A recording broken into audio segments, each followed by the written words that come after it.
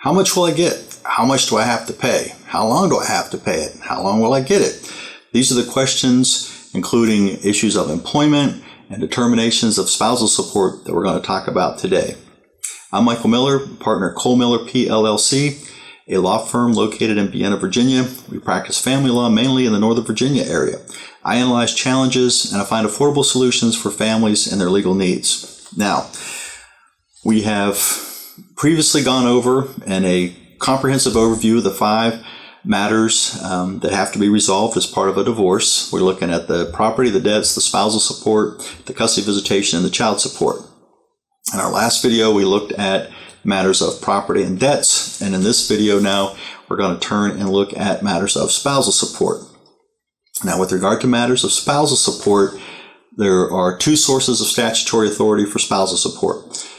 The first authority is Virginia Code 20-103. That provides for pendente lite support, pending litigation.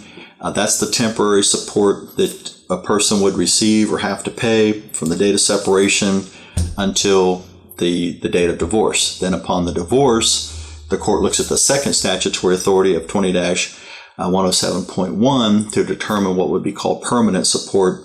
Permanent in the sense that it's ongoing, not permanent in the sense that it's non-modifiable for all time. Something to keep in mind here is, in order to pay spousal support, you have to be a spouse. So there are couples out there that have children together.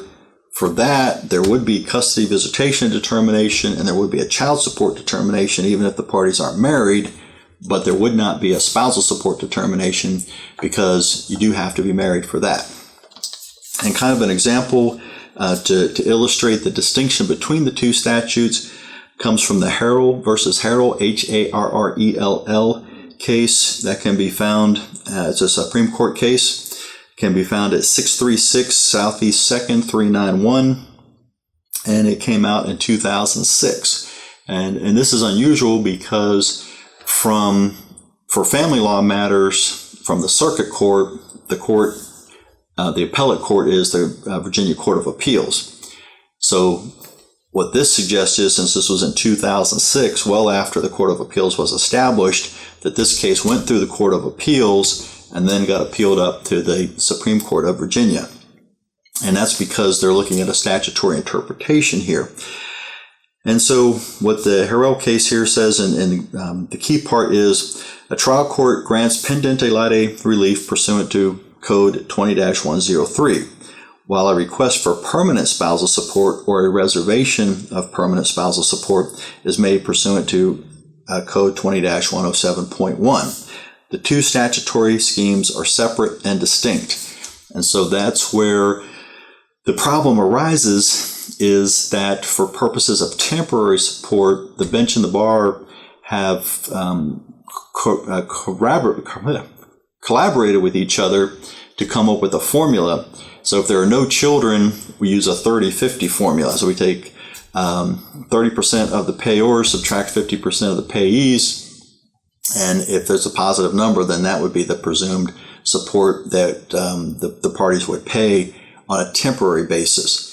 That formula does not exist on the permanent side. So the formula is applicable when you're operating under 20-103, not applicable under 20-107.1. Contrast that with child support. The formula is always applicable for matters of child support. So that's, some of the issues and concerns here is people come in and say, well, what's the guideline amount of spousal support? On a temporary basis, we can do that. Permanent basis, we can't. And the reason for that is that spousal support, the permanent spousal support, is derived, as I said, from 20-107.1. In 20-107.1, the court goes through and looks at both the fault grounds, if any exist for the divorce, as well as 13 factors in paragraph E. And we'll go through those here in a second. Another thing that goes in conjunction with spousal support is what's called a reservation of the right to seek spousal support.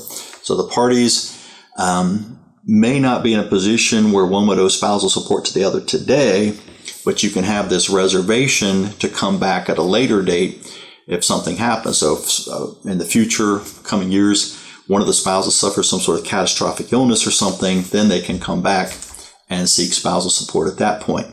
That's where the statute does provide that the presumption is that the reservation is half the term of the marriage. There is no duration presumption as far as the support itself. You could be married for 1 year and get spousal support the rest of your life. You could have been married your entire life and not get spousal support at all.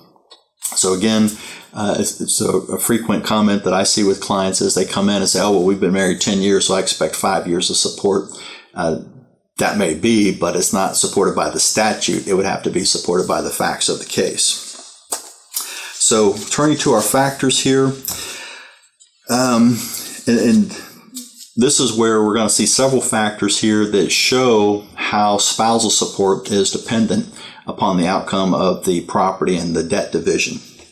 So factor number one is we look at the obligation, needs, financial resources of the parties, including but not limited to income from all pensions, profit sharing, retirement plans of whatever nature. So here, we're looking at the financial resources. The financial resources are going to come about from the equitable distribution process. If a party is awarded a portion of a pension plan, then the pension plan is kind of a dual nature. It's initially treated as property, but then it's also treated as income because we'll divide that pension plan, or for instance, like the military retired pay, divide that in some sort of coverture fraction typically, and then the monthly income from that would be counted towards meeting what would be the payee spouse's need. The next thing we look at is the standard of living established during the marriage. If you went to Europe every weekend, you can submit an income and expense statement that includes European vacation. What you can't do is use the divorce as an opportunity to improve your position. So if you lived a modest middle class income or a modest middle class lifestyle, then that would be how the income and expenses would be viewed by the court in determining support. Look at the duration of the marriage. The thing here is how much has a spouse or has a person as a spouse deviated from their career path and lost the ability to recover and so forth. So if you have a couple that's maybe only married a year and the person at the time of marriage didn't have a real strong career path in the first place, they're not put at a substantial disadvantage in trying to recover and reestablish themselves back in the workforce.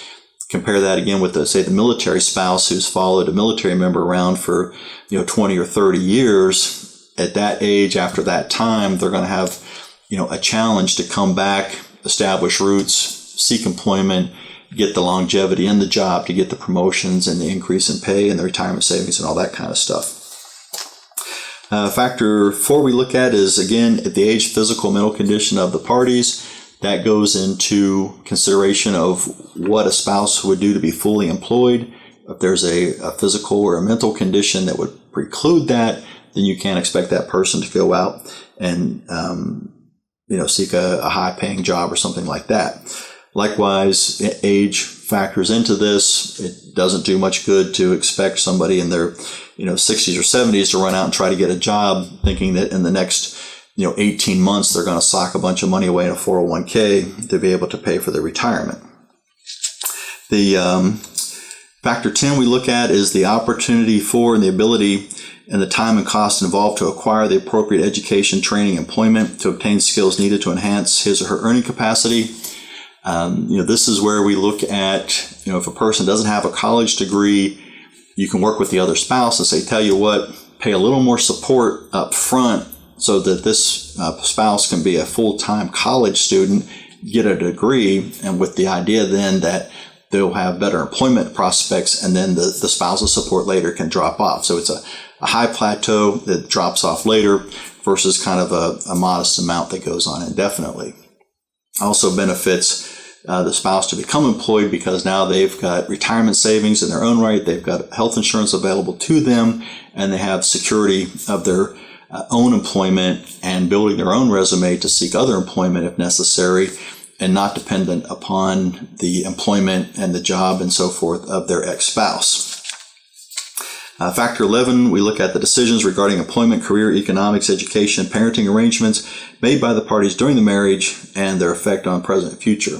So again, we look here, did the spouses jointly decide when they had children that one would stay home and be the primary caretaker of the children while the other one went out and earned the income? And I did a case, went up on appeal a couple years ago, where the wife was the high-powered executive earning well into six figures, and the father in this instance worked a government job that had limited hours and made him available to go care for the children while she was out working long hours. After the divorce, that kind of partnership no longer existed, and so the question is, why is she out working these long hours and not being able to come home to see her kids and so forth in the evenings and the weekends because of the visitation schedule? So what she did there was she went and sought employment that paid less, and then when the husband challenged that, the Court of Appeals found that to be a valid decision on her part.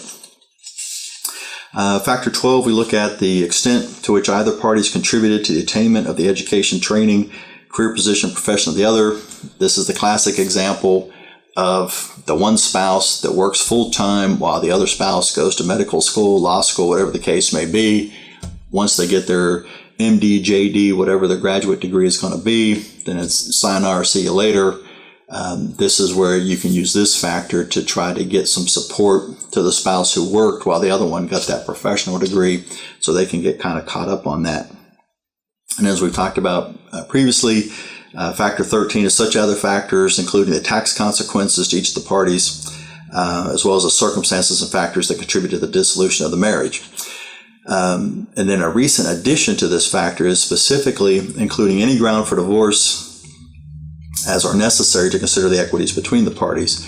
So that was a recent addition within the last year or two. So what you have is, at the beginning of the statute, it says, the court, in determining whether to award support or maintenance for a spouse, will consider the circumstances and factors that contributed to the dissolution of the marriage, specifically including adultery or any other ground for divorce listed in the statute 20-91 or 95. That's, again, most likely the adultery, cruelty, desertion.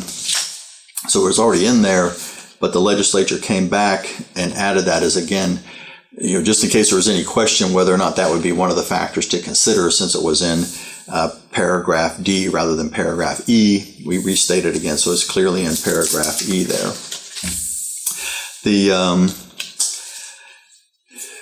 To do spousal support, essentially what you're looking at is income and expenses. Income and expenses come off an income and expense statement. In an ideal world, you make $1,000, you spend $500, you got a $500 surplus, so there's no need for spousal support. In the real world, you make $500, you spend $1,000. Now that you got that $500,000, or scratch that, you have that $500 negative, which now is unmet need. Again, expenses based upon the marital lifestyle, income based upon being fully employed with the abilities and resources that you have. If the one spouse has unmet need, then we do a similar analysis for the other spouse. We look at, are they fully employed? What are their expenses at the marital lifestyle? In an ideal world, they've got a 500 surplus, the other one's got a 500 negative. We match that up, everybody's needs are met. In the real world, both spouses are, few thousand negative, and now someone's losing cable subscriptions, magazine subscriptions, and things like that to try to make the ends meet on this. Support goes until the death of either party, the remarriage of the recipient, or the recipient's cohabitation and relationship analogous to marriage for 1 year or more, and then that's subject to all sorts of litigation. It can also end by agreement. So, that's the one thing I do when I represent payor spouses is I look at, when do they write that last check? And even if they may have to pay a little more, to know that at some point within a reasonable time, they're going to write that last check and be done with it, it's worth doing that. That allows them to plan, allows the recipient to realize they have a 2-year, 5-year, some sort of window to get established. Now, as we talked about earlier, there is the pendente lite versus the permanent support period. And the case here that kind of illustrates this, is Thomas versus Thomas. It's a Court of Appeals case from 2003. It can be found at 580 Southeast 2nd, 503, or scratch that, 580 Southeast 2nd, 503, or 40 Virginia Appeals 639. And, Mr. Thomas here, to his credit, thought maybe he had found a way to game the system, and temporarily he did. So what happened is the parties separated, and he was ordered to pay support. He's like, not a problem. He says, if I have to pay $1,000 a month, so the first of the month comes up, he goes over to the marital savings account, pulls out $1,000, gives to his wife. She's like, okay, great, I got my spousal support. He's like, not a problem. That goes on for a year. Now they come in for the final trial, and the wife says, oh, I want the car, I want the house, and I want half of that $12,000 savings account. Husband says, there is no savings account. I liquidated it to pay your spousal support. Well, this is where, the source of the appeal came up here, is because the trial court found that was an improper use of the money and credited it back to the husband for purposes of the division, and that's why he appealed. So it says here that, the husband contends the trial court erred when it classified his use of marital funds to pay pendente lite support as waste. In this instance, the Court of Appeals agreed with him. Said, trial court judge, you messed up. He used marital savings for a valid purpose. And the Court of Appeals comes further and says that when the payment of court-ordered spousal support from marital funds whether the payment of court-ordered spousal support from marital funds constitutes waste is a question of first impression in Virginia, meaning the courts haven't dealt with this previously. However, the Court of Appeals has held consistently that the expenditure of marital funds for items such as voluntary support, living expenses, attorney's fees, and other necessities of life constitutes a valid marital purpose and is not waste. And so in this instance, the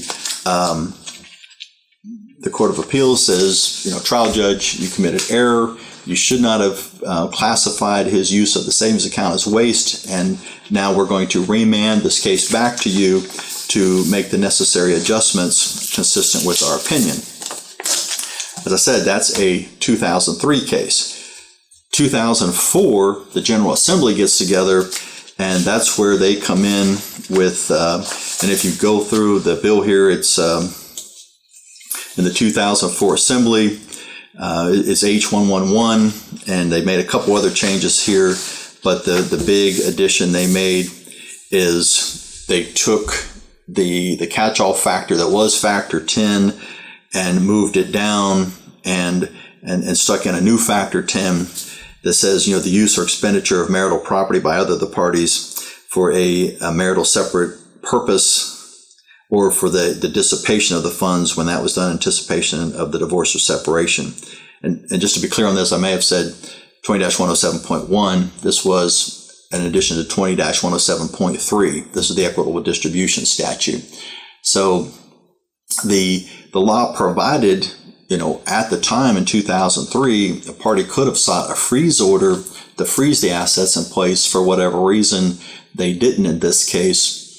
And then when the husband used the funds, Court of Appeals approved that. And so that's where the legislature came back and said, we're going to change the property statute so that when you're doing equitable distribution, you can look at that and say, did those marital funds get expended for a non-marital separate purpose? The idea there being that the payment of pendente lite support is a separate purpose or obligation, and therefore, if the $12,000 went away, that should go in the husband's column, and then $12,000 from some other source should go into the wife's column. So just kind of an interesting interplay there as to how the property statute interplays with the spousal support statute, and how those all go together to kind of produce the results that the families need. So that will conclude this section, and we will pick up in our next session talking about custody visitation.